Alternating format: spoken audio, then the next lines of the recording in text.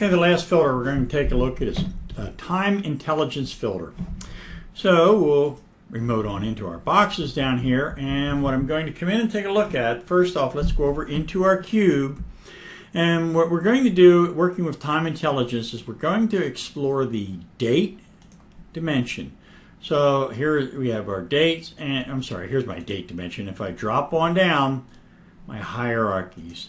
So I've got calendar, I've got multiple calendars in here. I've got year, quarter, month, date, year, month, date, and the fiscal calendar. It's very, very common to have multiple hierarchies in cubes. In the retail industry, as I recall, we had, I think, 13 different calendars that we worked with, fiscal and promotional and on and on. So we have to first determine what connection we're going to create into which hierarchy of dates.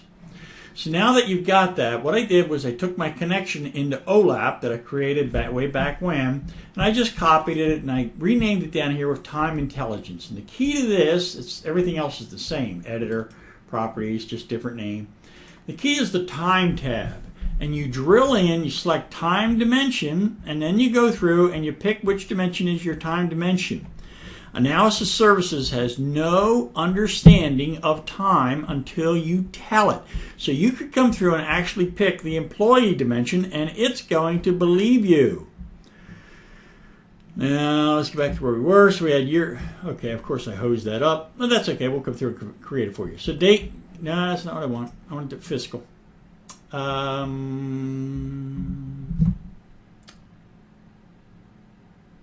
Just a second. Let me find one. Okay, I hosed that up a little bit. I really wanted the calendar year because it's granular down here to the day. Year, quarter, month, and date.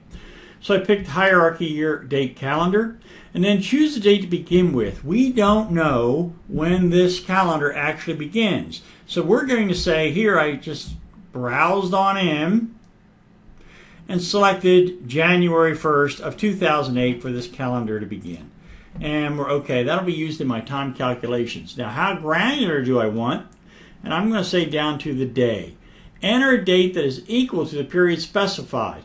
So now what we're saying down here, here is August, I'm sorry, 01/01/08, and that is equal to what calendar day? Because again, this could be the third day of the month, which maps on over to the first day of the calendar, because we just don't know. So you have to come through there and select what days are going to map it. Now you come down here and you set up this member level, a year, and again, we don't know what they call it a year, but we're going to say a year. Now when we browse in, we see that a calendar year is called year, calendar quarter is called quarter. See, I have no semester. Calendar month is called month. We're mapping the names. And date is not called date. It's called day. All right, so now I've got all that created up in here, and I'll come through and I'm going to save her. And now let's come over into the filter. I've got this time intelligence filter.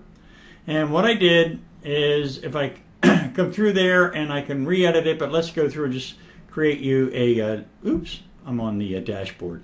Where am I? There's my time intelligence filter. If I go to the editor and I click edit filter, now you see I've got my connection. I just came through and I selected the connection into time intelligence. Next down here like this, and let's, all right, it worked. Let me show you. So here's where I go through and I enter my formulas. And in the courseware, I have a number of mappings down there showing you the different formulas that you enter. That said, if you just hit TechNet or MSDN, you can pull all these up. They're very simple. So I have day down here, and I'm going to display in my filter today to the person that's using it. Year is this year. Year -1 is last year, and I'll enter a new one. Year -2. Okay, and I'll call that way back, just because of my bizarre sense of humor. Now the key here is hit the preview. As long as you get an MDX result, this is an MDX member coming back across, then you know that you're going to return some data. So we've got that. Again, what you're really going to do is come in here and use the browser to go in and see what the actual data looks like. And then you'll know you have this actually configured correctly. But if we get this, we've got it. Let me show you something that doesn't work. Let me go with just some gibberish. If you get this time intelligence formula, blah, blah, blah, is invalid, then something is wrong. Commonly, by the way, what could be wrong, let me select that and remove it.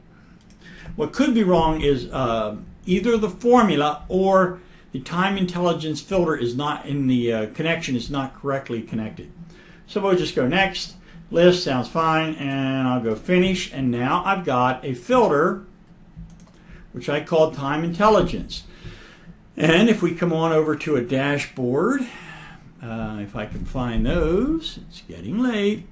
So now I've got dashboard that I called time intelligence, and what we're going to do is I'll go through and set this back up for you. So let me delete this out and get this to pop up and delete that back out.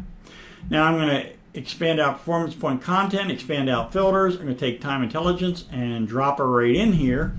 And now I'm going to tie that into some content. So let's go into reports, and we'll come in here and let's take sales activity by continent. And I'll drop that back in, and now I've got to connect them. I could do the old pull down list again, but it's much easier here. I'm just going to grab member unique name and drop it right there.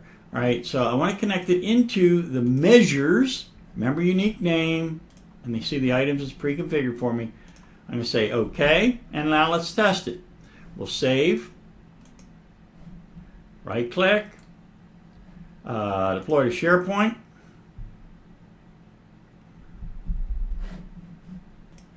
Okay, and it deployed. Actually, if this is the first time you're deploying out this dashboard, you'll get the little pop-up that's asking you for a document library to save the dashboard into and a master page. But now we've got this up, and you see here's my time intelligence filter. So I pull this on down, and I'm going to say this year is 2008. Remember the way we set this up, we're looking at 2008. Last year is 2007, and way back is 2006. You see I've got no data. There's no data in the underlying analysis services cube. That's why I tied that into 2006, just to show you what would return. And again, we come back to today, and we can come through and select that out. And there's your time intelligence filter. The most difficult thing people have trouble with is this connection right here, right? And then also always go in and make sure, run a query down here, make sure, add your calendars down in here, add it to the query. And then you come through and add your dimension. I think I was doing product sales. Let's just do that. Sales amount, and I'll add that to the query.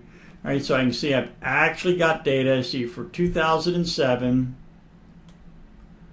on through 2008, 2009, etc. And if I want to, I can further slice it by doing my continent. I think that's what I did in here. So I'll bring that on down, and no, geography, sorry. And let's select geography, and there's continent name, and I'll right click that and I'll add it to the query. And now I've got my calendars, year, quarter, month, date, continent name, and I can team down here and I can see where I have data retrieved on in there. Right. Again, remember I popped on back from 2008, 2 years back, and I had nothing in 2006. You see there is no data in 2006. Very good, and that is a time intelligence filter.